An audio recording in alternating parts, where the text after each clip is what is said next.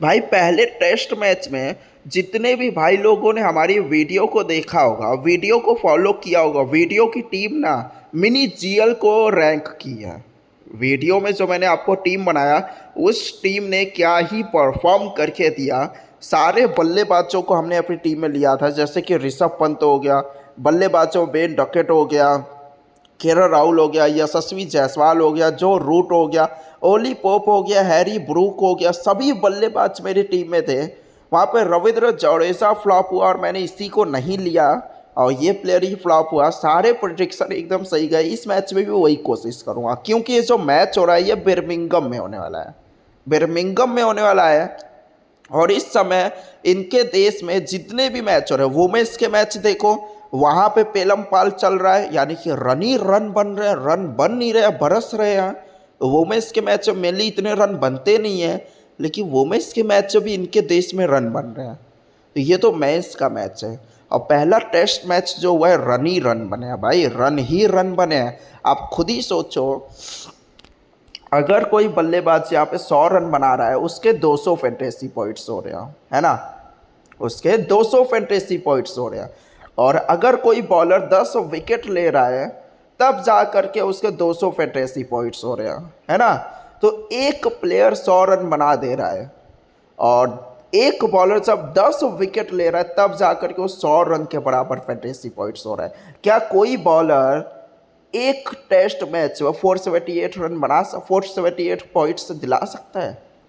भाई मुश्किल नहीं, बहुत मतलब रेयर है, लेकिन बल्लेबाज दिला सकता है। बल्लेबाज जो कि इतना अच्छा परफॉर्म नहीं भी कर पाया है, उसने भी 182 फैंटेसी पॉइंट्स दिलाया। और जो बॉलर ने सबसे अच्छा परफॉर्म किया है, जोश टोंग ने, उसने 215 फैंटेसी पॉइंट्स दिलाया। यानी कि मेनली आपको अपनी टीम में बल्लेबाजों को पिक करके चलना है।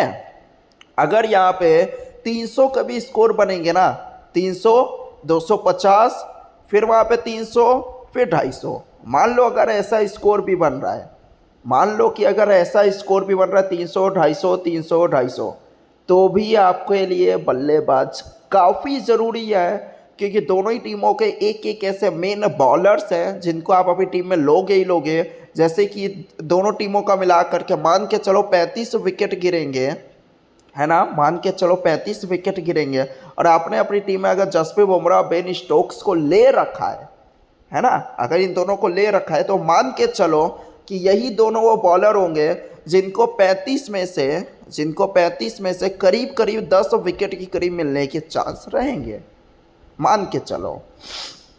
तो अब आप खुद ही सोचो, 25 विकेट के लिए आप अपनी टीम में रिस्क लोगे, या फिर जो रन बनने वाले 300, 250, 300, 250, उसके लिए आप अपनी टीम में रिस्क लोगे। तो इसलिए मेनली मैं अपनी टीम में बल्लेबाजों को लेकर के चलने वाला हूँ, क्योंकि दो ऐसे बॉलर्स को हमने अपनी टीम में ले लिया है जो कि करीब करीब 35 में से आपको 10 विकेट के करीब लेकर के देंगे। अब बचे हुए 25 विकेट से आपको पॉइंट्स मिलेंगे सिर्फ और सिर्फ 500 के करीब। और इसके बजाय हम प्रेफर करेंगे अपनी टीम में जो रन बनने वाले हैं 1100 के करीब, और उससे पॉइंट्स मिलेंगे 2200 के करीब। तो 2200 फैंटेसी पॉइंट्स के पीछे हम अपना रिस्क लेने वाले हैं।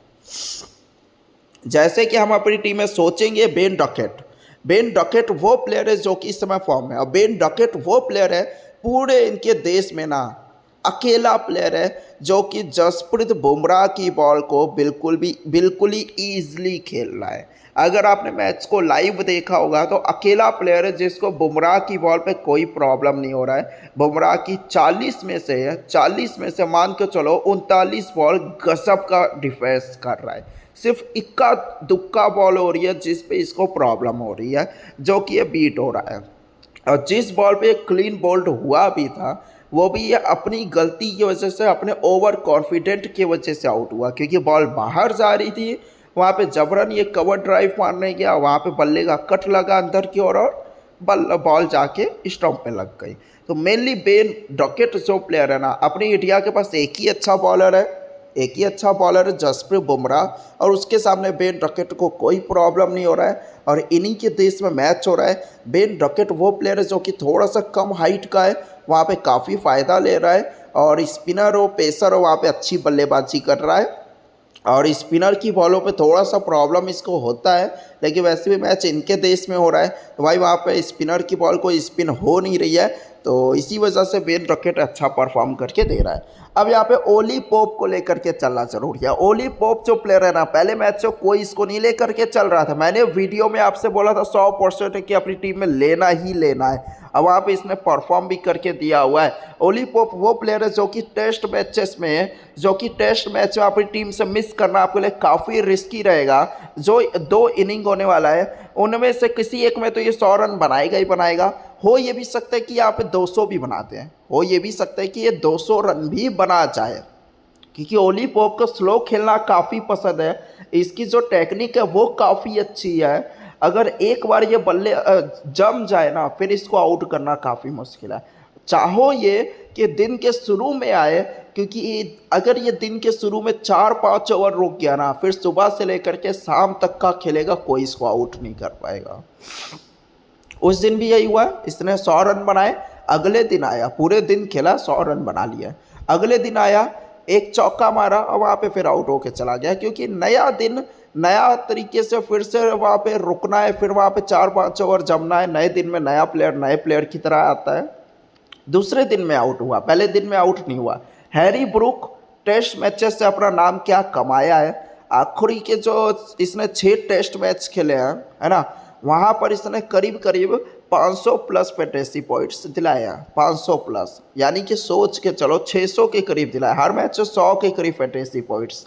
और इतना बॉलर को दिलाने के लिए आप खुद ही देखो, बी कार्स ने भी सिर्फ 138 दिलाया है ना, जो कि बल्लेबाजी में रन बनाया। प्रसिद्ध कृष्णा ने विकेट लिया है, फिर भी 113। क्रिस वोक्स ने बल्लेबाजी में रन बनाया, सब तब जाके 100 भी नहीं। मोहम्मद सिराज भी फ्लॉप हुआ बुरी तरीके से, बशीर का भी वही है। तो बॉलर्स वहाँ पे परफॉर्म कर ही नहीं पा रहे, सारे बॉलर्स देखो, लेकिन दोनों टीमों के विकेट्स गिरे, फिर भी बॉलर्स का आप हाल देखो। तो इसीलिए मैं कह रहा हूँ कि हैरी ब्रूक दोनों इनिंग में से किसी ना किसी एक में 100 रन के करीब बना देगा, और किसी एक में आपको 20 से लेकर के 30 के करीब दिलाएगा ही दिलाएगा। ईजिली आपको 200 के करीब फैंटेसी पॉइंट्स होने वाले हैं। और हैरी ब्रूक जो प्लेयर है, इनकी टीम का आने वाला सुपर स्टार है। इनकी टीम इसको कभी टीम से निकाल भी नहीं रही है, काफ़ी भरोसे वाला प्लेयर है, तो लेकर के चलना। एक प्लेयर है करुण नायर, जो कि टेस्ट मैच में तबाही मचा के आ रहा है। आखिरी के जो 5 इसने टेस्ट मैच खेले, वहाँ पे 700 प्लस फैंटेसी पॉइंट्स दिलाया। कभी भी अच्छा परफॉर्म कर सके दे सकता है। अगर आप किसी प्लेयर के ऊपर अपनी टीम में रिस्क लेना चाह रहे हो, अगर आप किसी प्लेयर को अपनी टीम में लेना चाह रहे हो, तो करुण नायर वो प्लेयर हो सकता है जिसको बिना सोचे अपनी टीम में लो। अगर यहाँ पे अपनी इंडिया की टीम पहले बल्लेबाजी कर रही है और अगर जीतना होगा, या पहले बॉल में कर रही है, तो और अगर जीतना होगा, वहाँ पे करुण नायर 100% की परफॉर्म करने वाला है। एक और चीज़ के ऊपर ध्यान रखना, अगर अपने इंडिया की टीम को हारना है, अगर अपने इंडिया को हारना है ये मैच, है ना, अगर हारने वाली है, और अगर अपनी इंडिया की टीम पहले बॉल कर रही है, फिर वहाँ पे करुण नायर वो प्लेयर होगा जो कि आपको 200 से लेकर के 300 के करीब फैंटेसी पॉइंट्स दिलाने ही दिलाने वाला है। तो करुण नायर के ऊपर भरोसा करना, काफ़ी अच्छा परफॉर्म कर रहा है। जॉक क्राउली बिल्कुल भी अच्छे फॉर्म में नजर नहीं आया। पहले मैच अगर आपने लाइव मैच को देखा होगा तो लंबा सा प्लेयर है, काफ़ी स्ट्रगल करते हुए नजर आ रहा है। बॉल इसको समझ नहीं आ रही है, बड़े मुश्किल से किसी तरह से बचा के खेल रहा है। जो चौके छक्के भी मार रहा है, बीच बीच में 1-2 अच्छे शॉट जरूर मार रहा है, लेकिन अगर ये 10 बॉल खेल रहा है, उसमें से 3 या 4 बॉल ऐसे हो रहा है जिसमें बच गया, आउच आउच हो रहा है ना।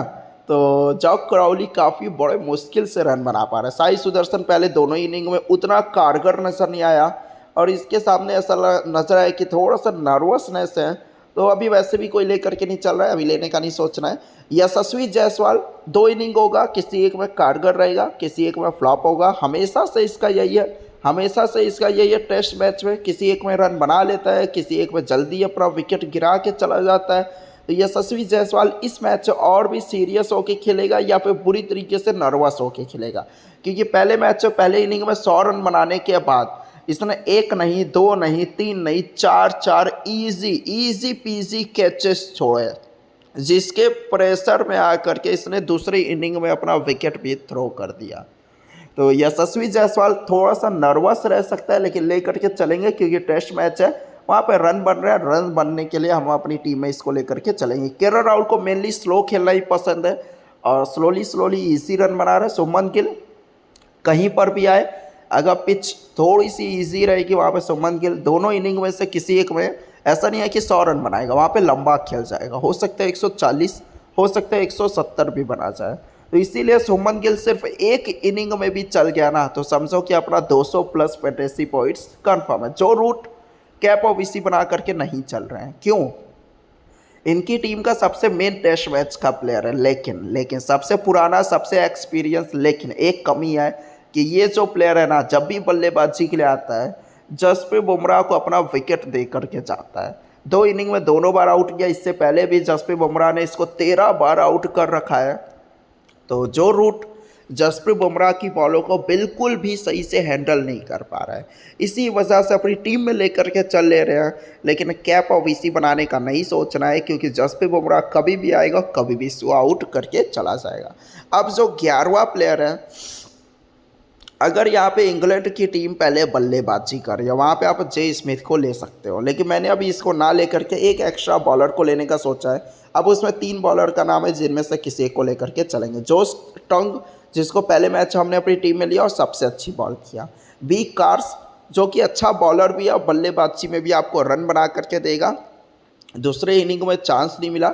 अगर यहाँ पे इंग्लैंड की टीम पहले बल्लेबाजी कर रही है तो बी कार्स को मान के चलो कि 70 से 80 के करीब फैंटेसी पॉइंट्स जो है बल्लेबाजी में ही आपको दिलाएगा। अगर कहीं इसने दोनों इनिंग में मिला करके 4 के करीब विकेट भी सिर्फ और सिर्फ लिया, सिर्फ 4 विकेट भी ले लिया दोनों में मिला करके, तो भी ईजिली आपको 150 से ज़्यादा ही फैंटेसी पॉइंट्स दिला करके जाएगा। तो इसलिए मैंने बी कार्स को अपनी टीम में प्रेफर करने का सोचा है और बर्मिंघम के इस पिच में बी कार्स ने सही बॉल भी किया है। क्रिस वोक्स का भी सेम वही है, बल्लेबाजी में आपको रन बनाएगा। बर्मिंघम के इस पिच पे क्रिस वोक्स का रिकॉर्ड भी काफ़ी अच्छा है। मोहम्मद सिराज का भी इस पिच पे काफ़ी अच्छा रिकॉर्ड है, लेकिन पर्सनली मुझे कोई इतना पसंद नहीं है और कोई विकेट टेकिंग बॉलिंग भी करके नहीं देता है। अब बल्लेबाजी में तो रन बनाएगा ही बनाएगा नहीं। बशीर को लेना नहीं है क्योंकि स्पिनर, और वैसे भी अभी ये मतलब बॉलर्स को इतना पिक करना सही नहीं है। जिस तरीके के फैंटेसी के पॉइंट्स हो रहे हैं, बॉलर्स के लिए कुछ भी नहीं है। और तो 2 प्लेयर जिनको आप ले सकते हो, बी कार्स और क्रिस वोक्स, ये दोनों में से किसी को। अभी मैंने बी कार्स को लिया है क्योंकि बॉलिंग से भी फॉर्म है, बर्मिंघम के इस पिच पे अच्छी बॉल भी कर सकता है, और फिर अगर 4 से 5 विकेट मिल गए फिर बल्लेबाजी में ही रन बना करके दे देगा। रविंद्र जडेजा पहले इनिंग में काफ़ी अच्छी बॉल किया, वहाँ पे 2 कैच इसकी बॉल पे छोड़े गए, है ना। फिर बॉल से भी बल्लेबाजी में भी वहाँ पे रन बनाया, लेकिन वही है कि स्पिनर है और स्पिनर की बॉल यहाँ पे बिल्कुल भी स्पिन नहीं हो रही है। लेकिन अगर आप सेफली जाना चाह रहे हो तो ये वो प्लेयर है जो कि इस मैच में आपको 100 से लेकर के 200 के करीब फैंटेसी पॉइंट्स तो दिलाएगा ही दिलाएगा। ये वो प्लेयर है जो कि बर्मिंघम के इस पिच पे बल्लेबाजी करना इसको पसंद है। तो बर्मिंघम पे मैच होगा तो बल्लेबाजी में भी आपको रन बना करके देगा। अभी मैंने कैप बनाने का सीधे तौर पे सोचा हुआ है कि बेन डकेट को ही, ऋषभ पंत और बेन डकेट को ही लेकर के चलूँगा, क्योंकि मैंने बल्लेबाजों को अपनी टीम में लिया हुआ है। तो अगर ऋषभ पंत और बेन डकेट को ही कैप वीसी बना करके चल रहा हूँ। Rishabh Pant as a wicket keeper भी आपको कैच वगैरह करके देगा। अब यहाँ पे ये है ना कि ये जो मैंने 3 बॉलर्स को अपनी टीम में लिया है, दोनों टीमों का मिला करके 35 के करीब विकेट गिरेगा। अब मेरे हिसाब से ये 3 ही वो बॉलर रहेंगे जिनको 15 के करीब विकेट मिल जाएंगे। अब बचे हुए 20 विकेट के पॉइंट्स होंगे 400, तो 400 पॉइंट्स को हमने मिस करके अपनी टीम में ऐसे बल्लेबाजों को लिया है जो कि ईजी पीजी 2 इनिंग में मिलाकर के 100 रन बनाएंगे ही बनाएंगे।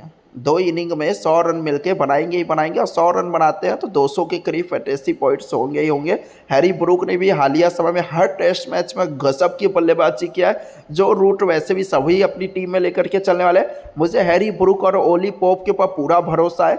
ये दोनों प्लेयर का मिला करके मेरे हिसाब से 400 के करीब फैंटेसी पॉइंट्स होंगे ही होंगे। तो मैंने हैरी ब्रूक और ओली पोप दोनों को लेने का सोचा हुआ है। सुमन गिल और केएल राहुल के ऊपर भी भरोसा है, यशस्वी के ऊपर इसलिए भरोसा कर रहा हूँ ना भाई। इस समय अपने इंडिया की टीम में सबसे अच्छा अगर टेस्ट मैच में किसी का रिकॉर्ड है तो वह यशस्वी का है। विदेश में जा करके, अपने देश में नहीं, विदेश में जा करके, किसी भी दूसरे देश में जा करके यशस्वी ने सबसे अच्छा परफॉर्म किया हुआ है। 52 के एवरेज से रन बना करके दे रहा है हर मैच में। तो इसी वजह से मैंने लेने का सोचा हुआ है। तो ये एक हमारे एनालिसिस बेस की टीम है, फाइनल नहीं है। फाइनल टीम जो भी होगी मैं टॉस होने के बाद अपने टेलीग्राम चैनल के ऊपर अपनी फाइनल टीम आपको भेजूंगा, जिसका लिंक आपको इसी वीडियो के डिस्क्रिप्शन में सबसे पिन किया हुआ मिलेगा। अभी के अभी फ्री में ज्वाइन हो जाओ, टॉस होने के बाद मिलेंगे यहीं पे अपनी फाइनल टीम भेजूंगा, जिससे भी मैं खुद अपने पैसे लगाऊंगा वही टीम यहाँ पे आपको मिल जाएगी। तो ज्वाइन कर लो, लिंक आपको डिस्क्रिप्शन में सबसे ऊपर मिल